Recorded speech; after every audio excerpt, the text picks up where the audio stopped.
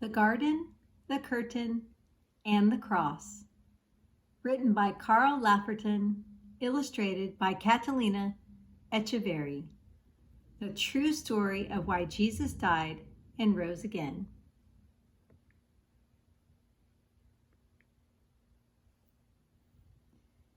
A very long time ago, right here in this world, there was a garden. In the garden, everything was wonderful. The world was full of laughing and playing and smiling and fun. There was nothing bad ever. There was no one sad ever. And best of all, God was there. He made it all, and He was in charge of it all. He loved it all. People could see God and speak to God and just enjoy being with God. It was wonderful to live with God. But then, one day, the people did a terrible thing. They decided they didn't want to do what God said. They decided they wanted a world without God in charge. God calls this sin. Sin spoils things. So sin has no place in God's wonderful garden.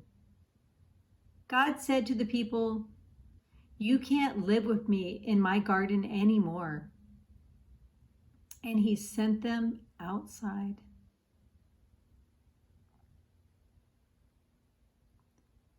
To show the people they had to stay outside, God put some warrior angels in front of the garden. The angels were like a big keep out sign. Now things were sometimes bad and people were sometimes sad. But people still kept sinning because they didn't want God to be in charge. So no one could come into God's wonderful place. God said, "Because of your sin, you can't come in." God wanted people to remember it is wonderful to live with Him, but because of your sin, you can't come in. So He told the people to build a special building called His temple, where He would live. In the middle of the temple was the most wonderful place in the world, the place where God was, with nothing bad and nothing sad. It was very exciting. But then God told people to put a big curtain around this wonderful place. The curtain had pictures of warrior angels on it. It was a big keep out sign. For hundreds of years, the temple curtain reminded people that God had said, "It is wonderful to live with Him, but because of your sin, you can't come in." Babies became grown-ups and had babies. And those babies became grown-ups and had babies. And those babies became grown-ups and had babies. Hundreds of summers and winters passed by, and the keep-out curtain stayed in the temple. Then one day, God's Son came to live in the world as a person. He was called Jesus. Jesus always did what God said. Jesus never sinned. And Jesus visited the temple where the keep-out curtain hung. Jesus knew that things were sometimes bad and sometimes sad. Jesus said that God had sent Him to open the way back to God's wonderful place, where there would be nothing bad and no one sad. But people still didn't want to let God be in charge. So they decided to put Jesus on a cross to die. It was the most bad thing that had ever happened.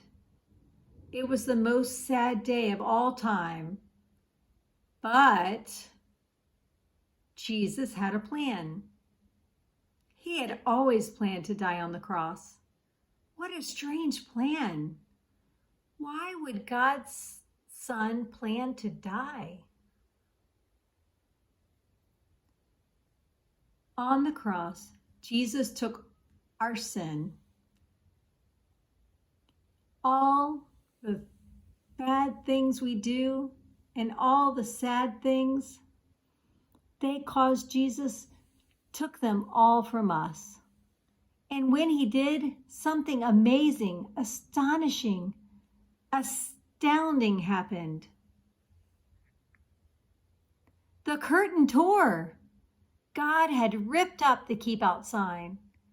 God's wonderful place is open again. Because Jesus died, we can go in.